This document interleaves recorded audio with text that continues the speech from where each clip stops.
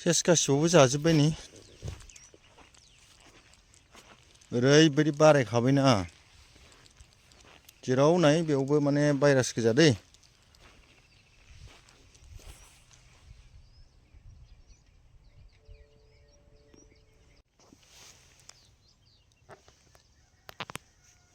फिथाइ जाजोब्बाय नै माबायदि फिथाइ थायदों खिन्थु बिफाङा नै भाइरास नांजोब्बाय बिलाइ गोरलै फैनांगौआ गैला आरोना नै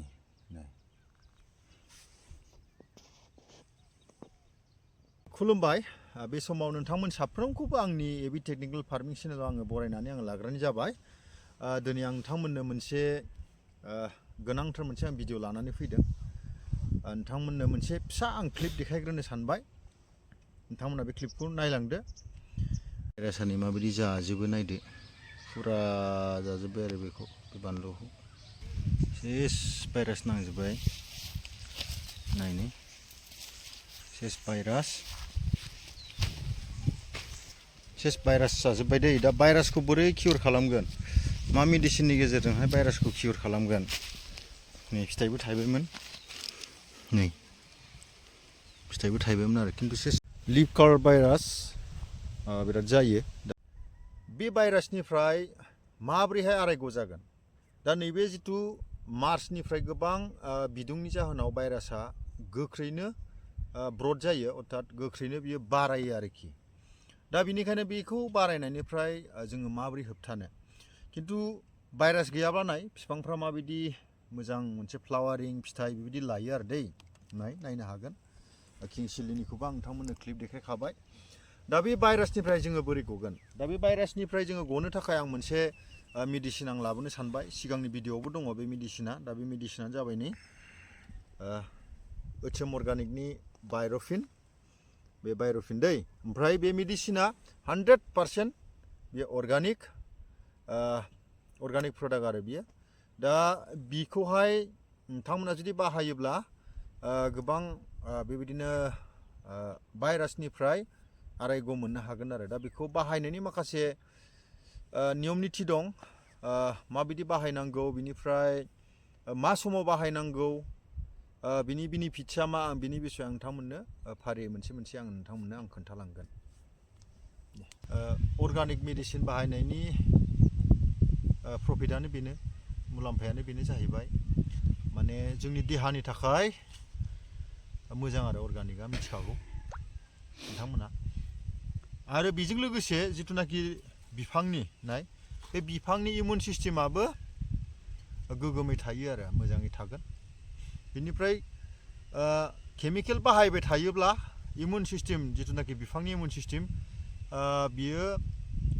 दुरबल जायो बिनि जाहोनाव गोबां बेमार आजार जायो आरो माखासे एम्फौफोरजों जुजिनो हानाय नङा बिनिफ्राय बारा लास्टिं होनाय नङा आरो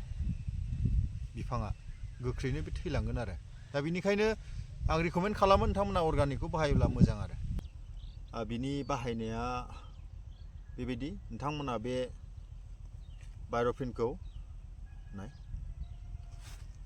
मोनफ्रोमबो आबादावनो बाहायनो हागोन थाइबेंआनो होन जिंखायानो होन बहलानो होन बानलु आरो बेबायदिनो गोबां जोगोनार बेफोराव बाहायनो हागोन मानो होनब्ला नैबे बोथोरावहाय जेरावबो भाइरासआ नाङो दा बेनिखायनो बे भाइरासखौ होखारनोबा बे एचएम अर्गानिकखौ बाहायोब्ला मोजां आरो बेखौहाय आङो जिथुनाखि बे एचएम अर्गानिक 100% बियो अर्गानिक दै बे एचएम अर्गानिक कम्पानिनिफ्राय बेखौ दिहुनदों बे जोंनि इन्डियानिनो मेनुफेक्चारिं दैखौ दे सोनानै लासैसो एकदम गोलैलाबायो फिल्टार दै नांगौ दै दैखौ एसे मोजां साफा दैखौ होबा मोजां बेक्टेरियाफोर जुदि थायोब्ला माने बिफांफ्राव इनफेक्सनफोर जानायनि चान्स थायो दै ओंखायनो साफा दै लायोबा मोजां आरो दै गोबां भाइरास नैबे बोथोराव गोबां भाइरास जायो नोंथांमोना नायनै माबायदि भाइरास जादों नै भाइरासआ माबायदि जादों नायनै सेस भाइरास नांजोब्बाय नायनै सेस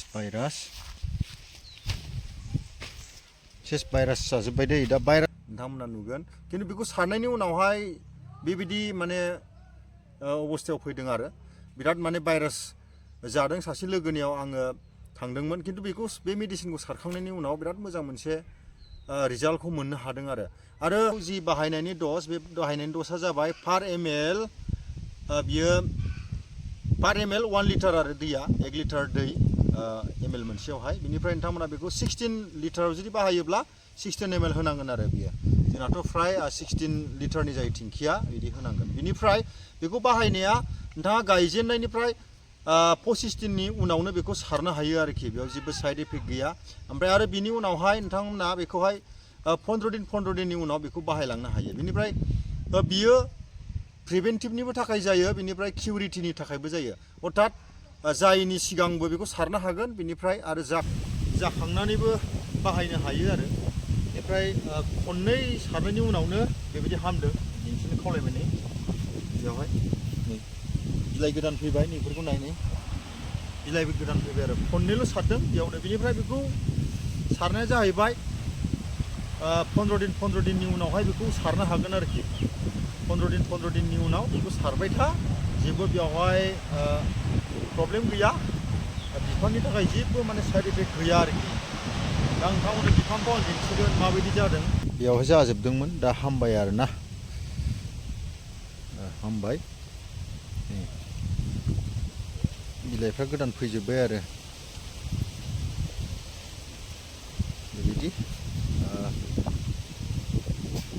सारबाय थाबानो जायो गालाङो आरो बिनिफ्राय जायैनि सिगाङावनो सारबा मोजां जायो माने जायैनि सिगां सारबा जानो हाया आरो खिन्थु जाखांनानै सारोब्ला एसे सम लायो ओमफ्राय बिफाङा एसे डाउन जायो नै बेबायदि जाबाय आरो बिफांफ्रा डाउन जायो दै एसे टाइम लायो आरो बेनिखायनो जायैनि सिगांनो सारखाब्ला जेबो उसुबिदा फैया जायैनि सिगांनो सारखानांगौ दा गासिबो साबस्रांजोब्बाय दा नै बिबाराबो फैफिनबाय आरो ना बिबारफ्राबो फैफिनबाय नै बिफांफ्रा बेबायदि गासिबो सेटिं जाफिनबाय आरो खिन्थु एसे सम लायो खिन्थु जायैनि सिगांनो फुरा सारबाय थानांगौ होनब्ला नैबे बोथोरावहाय जेरावबो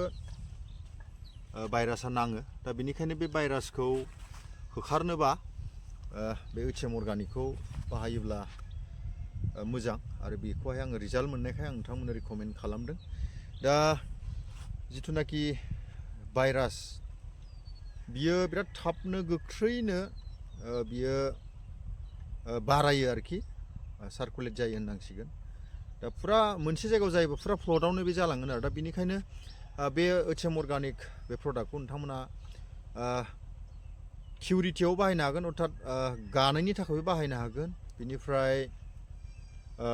जायैनि थाखाय जानायनि सिगां प्रिभेन्टिभ हिसाबै बेखौ बाहायनो हायो आरोखि दा बे प्रडाक्टआ जोबोद मोजां बारा एसेबां मानि कस्टलिबो नङा दाम गोसाबो नङा मथा मथि बियो 490 सोआवनो नोंथांमोना बेखौ मोननो हागोन